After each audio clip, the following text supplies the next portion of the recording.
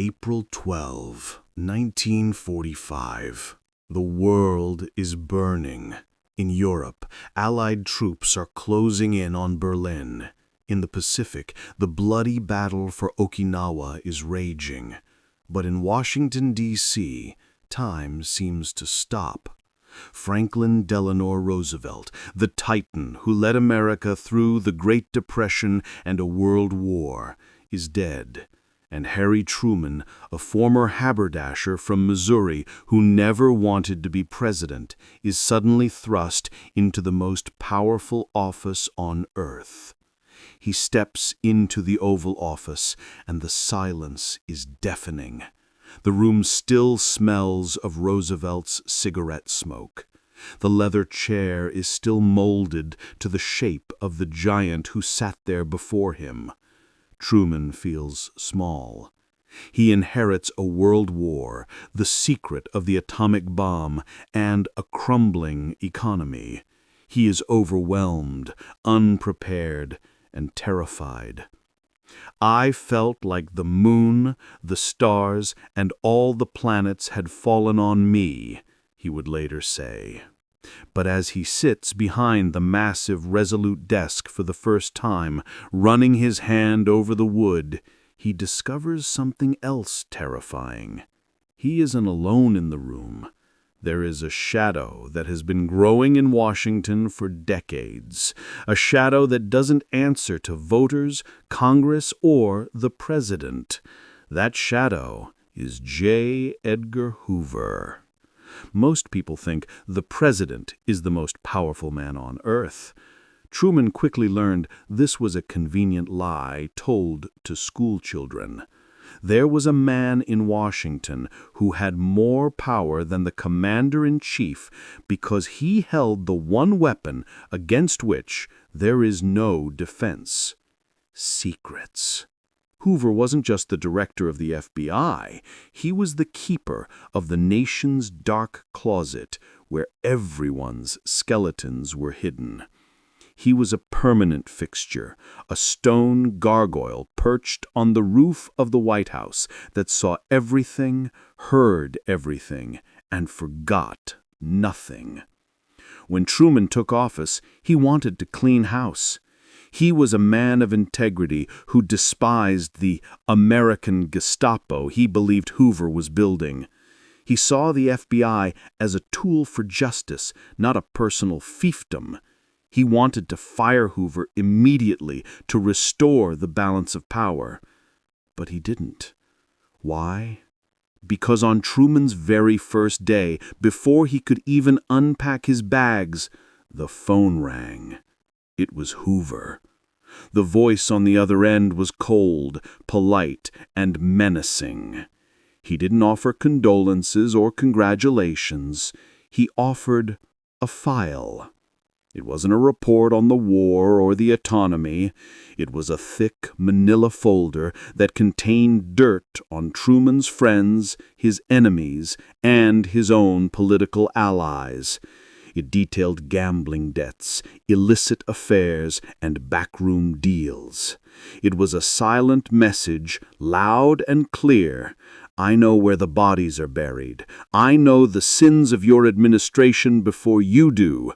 Do you really want to start a war with me? Truman realized instantly that he was trapped.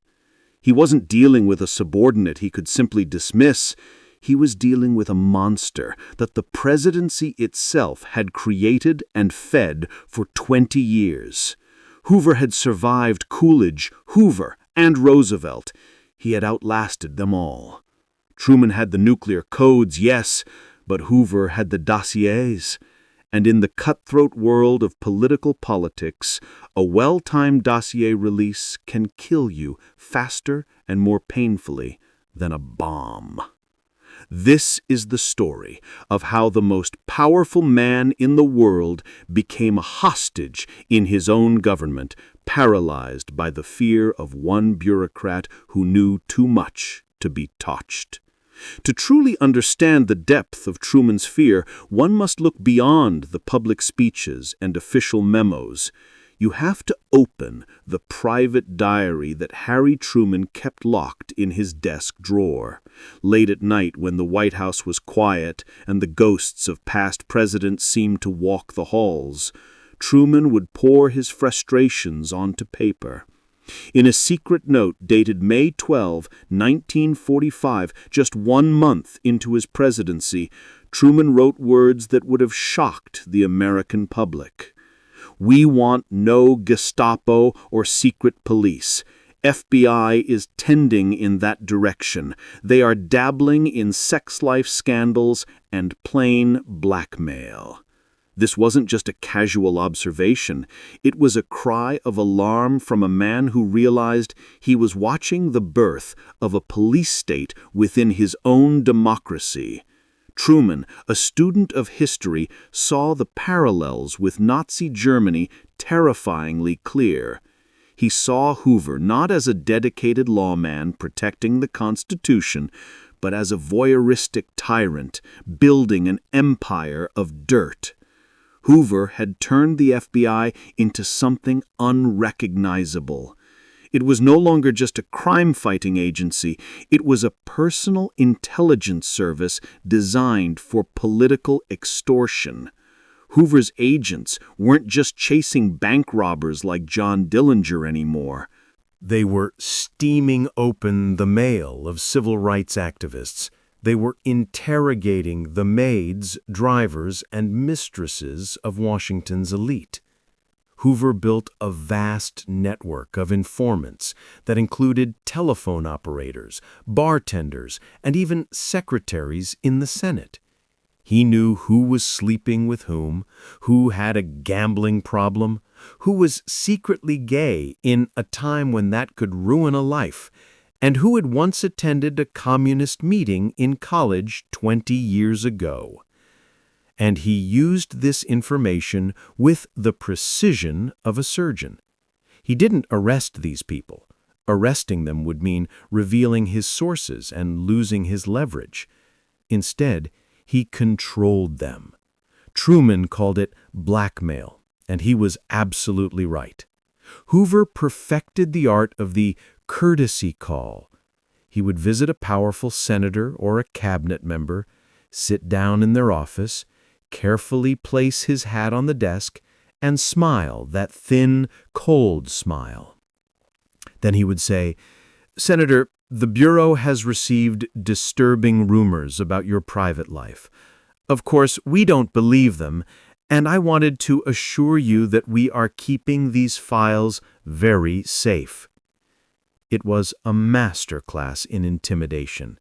The message was never spoken, but it was deafening. I own you. I can destroy your marriage, your career, and your legacy with a single phone call to a newspaper.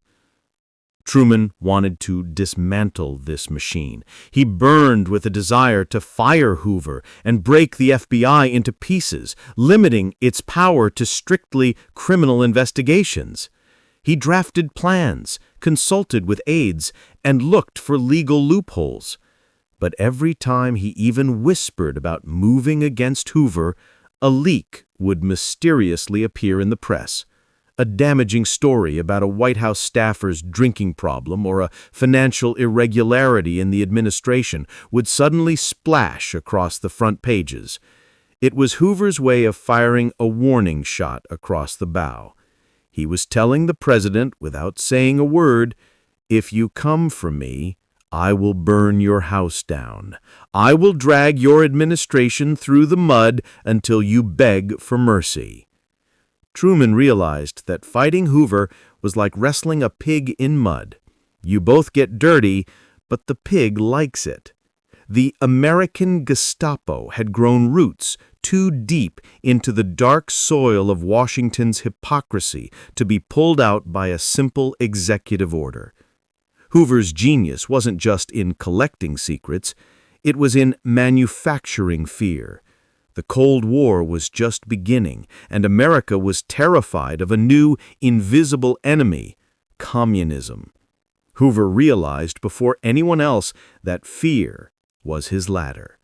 He positioned himself as the solitary guardian, the only man standing between the American way of life and the red menace that threatened to devour it. He didn't just report threats, he curated them. He flooded the Oval Office with terrifying, top-secret reports about Soviet spies infiltrating every level of government, from the State Department to the atomic energy labs.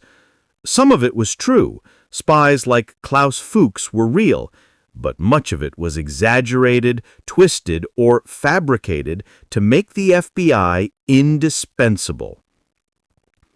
Truman was a skeptic by nature. He knew Hoover was inflating the threat to secure his budget and expand his power. He called the Red Scare a lot of baloney. But he was trapped in a political corner. He couldn't prove Hoover was lying without exposing sensitive intelligence, and more importantly, he couldn't risk looking soft on communism with an election coming up. If Truman fired Hoover, the director would unleash a media storm claiming the president was blinding America's defenses to protect communist spies. It was a perfect political checkmate. Hoover had wrapped himself in the American flag so tightly that attacking him looked like attacking the country itself. In 1947, Truman, pressured by Hoover's relentless warnings and the rising hysteria in Congress, made a decision that would haunt him forever. He signed Executive Order 9835, creating the Loyalty Program. It was a massive dragnet that allowed the FBI to investigate millions of federal employees. Truman hated it. He later called it the greatest mistake of his presidency. But Hoover loved it. It gave him what he had always wanted, the legal authority to investigate anyone, anywhere, for any reason. He could destroy a career with a whisper about a suspicious association. He could label a critic disloyal and watch their life collapse. Truman watched in horror as the monster grew larger, fed by the very executive order he had been forced to sign. He had tried to appease the beast to save his presidency, but he had only made it hungrier, giving Hoover the keys to the kingdom. The tension between Truman and Hoover exploded into open warfare during the Harry Dexter White scandal. Harry Dexter White wasn't just a bureaucrat, he was a star, a high-ranking Treasury official, a close advisor to Truman, and one of the architects of the post-war global economy. But Hoover sent Truman a bombshell report claiming White was a Soviet spy. The report, however, was classic Hoover, vague, relying on unverified sources and anonymous informants. Truman, already suspicious of Hoover's witch hunts, dismissed it as another FBI fabrication aimed at smearing the New Deal liberals. He allowed White to be promoted to the International Monetary Fund, a prestigious position. But this time, Hoover wasn't lying. White was a spy. He had been passing secrets to Moscow for years, and Hoover knew it. But here is the twist that reveals Hoover's true nature. Instead of presenting conclusive, undeniable evidence immediately to stop the promotion and protect national security, Hoover waited. He let Truman walk into the trap. He allowed the president to appoint a traitor to a high office so that he could pull the rug out later. When the truth eventually came out, it was a political catastrophe. Hoover had successfully painted Truman as incompetent, naive, or worse, complicit in treason. He had set the president to fail to prove a point. You need me more than I need you. Ignore me at your peril. Hoover then testified before Congress, a master of theater. He carefully crafted his words to humiliate the administration without technically attacking the president. He portrayed himself as the diligent, patriotic watchdog whose frantic warnings were ignored by a naive, soft White House. It was a public flogging. Truman was furious. He wanted to fire Hoover more than ever, but he couldn't. Firing the man who had just exposed a Soviet spy in the inner circle would have been political suicide. It would look like a cover-up. Hoover had weaponized the truth to make himself untouchable. He had proven that he could destroy the president's reputation with a single hearing. Truman was forced to swallow his rage, smile for the cameras, and keep his enemy close. What Truman didn't know, or perhaps suspected in his darkest nightmares, was that Hoover wasn't just investigating Truman's staff or his enemies. He was investigating Truman himself. Hoover had a file on everyone, and the President of the United States was no exception. While Truman was busy running the country, the FBI director was digging into Truman's past in Kansas City, scouring for dirt connected to the Pendergast machine, the notoriously corrupt political organization that had launched Truman's career. Hoover knew that Truman owed his political life to a boss who had died in prison. He knew there were skeletons in that closet, and he was determined to find every bone. Hoover knew about the questionable pardons Truman had issued to Pendergast allies. He knew about the personal debts Truman struggled to pay. He knew about the drinking habits and indiscretions of Truman's closest military aides, men like General Harry Vaughan. He collected every whisper, every rumor, every mistake, categorizing and indexing them in his private, official, and confidential files. He didn't use this file publicly. He didn't need to. The threat of its existence was enough. It was the sword of Damocles hanging over the Oval Office, suspended by a single hair that Hoover could cut at any moment. Hoover would play a subtle game. He would occasionally drop hints in private meetings with the president, making casual references to obscure details of Truman's past or mentioning a specific name from Kansas City.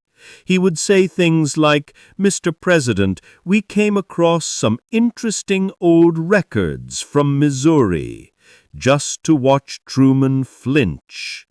It was a psychological power move to let the president know, "I am watching. I know who you were before you were this." This was Hoover's ultimate power. He inverted the chain of command. The Constitution says the president oversees the FBI, but Hoover made the FBI oversee the president. He created a dynamic where Truman was afraid to make a move without considering Hoover's reaction. Truman, a man known for his blunt courage and the buck stops here attitude, found himself walking on eggshells in his own office. He realized that while he could command the armies of the free world, he couldn't command the man in the Hoover building. He was the boss in name only. The paranoia inside the Truman White House reached a peak fever when the president began to suspect the unthinkable, that his own communications weren't secure. Hoover had an insatiable, almost pathological appetite for surveillance. He wiretapped Supreme Court justices, senators, civil rights leaders, and foreign diplomats. But Truman began to notice odd coincidences, leaks of private conversations, FBI agents knowing things they shouldn't. He realized that the FBI was likely listening to him. It wasn't just paranoia, it was a logical deduction. Hoover had informants everywhere, embedding them deep into the fabric of Washington. Secret Service agents, White House secretaries, switchboard operators and clerks. Many of them felt a stronger loyalty to the legendary director of the FBI than to the temporary occupant of the Oval Office. Hoover cultivated these sources, trading favors for information. Truman once famously complained to an aide, looking around his own office with suspicion, "That son of a bitch has a bug in every room." He felt violated. The sanctity of the presidency, the privacy of the executive branch, was being breached by his own subordinate. Hoover would boldly send reports to Truman based on information that could only have been obtained through electronic surveillance of the president's inner circle or even his family. He framed it as protecting the president from bad influences, but Truman knew exactly what it was. It was spying. This fundamentally changed how Truman governed. He stopped trusting the phone on his desk. He began to hold sensitive meetings out on the White House balcony, shivering in the cold, or on the presidential yacht, the Williamsburg, out in the middle of the Potomac River, away from the potential microphones hidden in lamps or walls. Think about the absurdity of that. The President of the United States, the leader of the free world, the man with the nuclear codes, had to hide like a fugitive from his own chief of police just to have a private conversation. Hoover had successfully turned the White House into a panopticon, where the president was the prisoner and he was the warden. It was a silent coup, executed not with tanks and guns, but with wiretaps, whispers, and fear. If J. Edgar Hoover was the silent shadow, Senator Joseph McCarthy was the screaming banshee. McCarthy's anti-communist crusade tore America apart in the 1950s, destroying lives and spreading hysteria. Truman despised McCarthy with a passion, calling him a pathological liar and a threat to American democracy. He saw McCarthyism as a cancer. But McCarthy was incompetent on his own. He needed ammunition, and he had a secret weapon supplying it: J. Edgar Hoover. While publicly maintaining a stoic, neutral stance as a law enforcement professional, Hoover was secretly feeding McCarthy confidential FBI files to fuel his witch hunts. Truman knew this was happening. He saw the pattern. McCarthy would make a wild accusation on the Senate floor, citing secret documents, and those documents bore the unmistakable fingerprints of the FBI.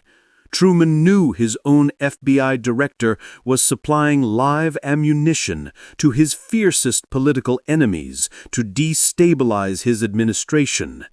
It was insubordination of the highest order. It was treason against the executive branch. But again, Truman was powerless to stop it. If he fired Hoover, McCarthy would scream from the rooftops that Truman was removing the one man protecting America from the Reds, effectively proving that the president was a communist sympathizer. Hoover and McCarthy had formed a deadly pincer movement around the president. Truman tried to fight back. He issued executive orders refusing to turn over certain personnel files to McCarthy's committee, citing executive privilege. He tried to starve the beast, but Hoover would just slip the files to McCarthy under the table, meeting in secret or using intermediaries. Hoover used McCarthy as his attack dog. While McCarthy barked, sweated, and destroyed reputations in public hearings, Hoover stayed clean, looking like the respectable professional above the fray. He let McCarthy take the heat while he pulled the strings. Truman saw through the game, but he couldn't stop it without blowing up his own presidency. He was fighting a two-front war, one against the Soviets abroad in Korea and one against his own FBI director at home. Hoover was effectively running a shadow government, determining who was loyal and who was a traitor, undermining the elected president at every turn.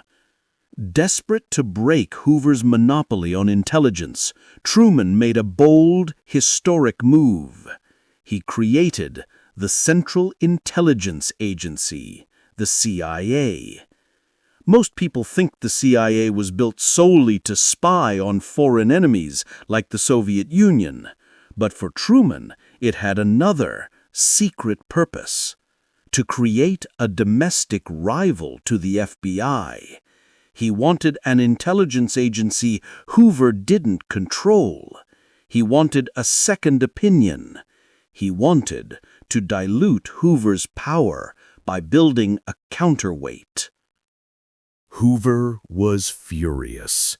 He saw the creation of the CIA not as a national security necessity, but as a direct, personal threat to his empire. He fought tooth and nail to prevent its creation. He lobbied Congress, whispered in the ears of senators, and leaked stories to the press, warning that a Gestapo-like CIA would spy on ordinary Americans. A masterstroke of projection, given that Hoover was already doing exactly that. The irony was thick. Hoover, who ran a domestic spy ring, was accusing the new agency of a potential tyranny. When the CIA was finally established in 1947, Hoover declared a secret war on it. He refused to share information with the new agency. He ordered FBI agents to sabotage CIA operations. He treated the new agency not as an ally in the fight against communism, but as a rival gang encroaching on his turf. Truman had hoped the CIA would check Hoover's power, forcing him to cooperate. Instead, it just created a brutal turf war that compromised national security. Hoover became even more secretive, even more paranoid. He hoarded intelligence like dragon's gold, refusing to share vital information about Soviet threats if it meant helping the CIA look good. If the CIA asked for a file on a suspect, the FBI would claim it didn't exist or send a redacted version. Truman's attempt to solve the problem had backfired spectacularly. He hadn't weakened Hoover. He had just made him more defensive, more aggressive, and more dangerous. The bitter rivalry between the FBI and CIA, which would haunt America for decades and arguably lead to massive intelligence failures like 9/11, started right here in Truman's desperate failed attempt to free himself from Hoover's grip.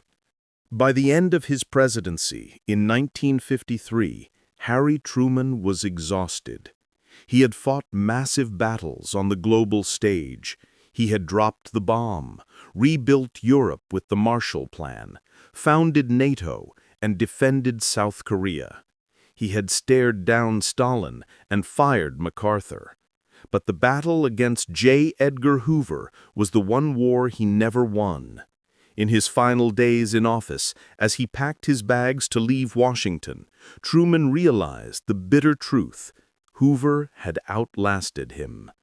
The director was more powerful, more entrenched, and more feared in 1953 than he had been in 1945. He had survived the hostility of the president and emerged stronger, like a virus that becomes resistant to antibiotics. Truman felt a deep sense of failure regarding the FBI. He privately tried to warn the incoming president, Douglas D. Eisenhower, about the monster in the basement. He tried to explain that the FBI had become a rogue agency, but it was too late. Hoover had already ingratiated himself with the Republicans, providing them with dirt on the Democrats to secure his position. He had already ingrained himself into the very fabric of American government. He had become an institution more permanent than the presidency itself. Truman left office with a bitter taste in his mouth, knowing he was leaving a dangerous weapon in the hands of a man he didn't trust. Years later, in retirement in Independence, Missouri, Truman would finally feel safe enough to speak his mind.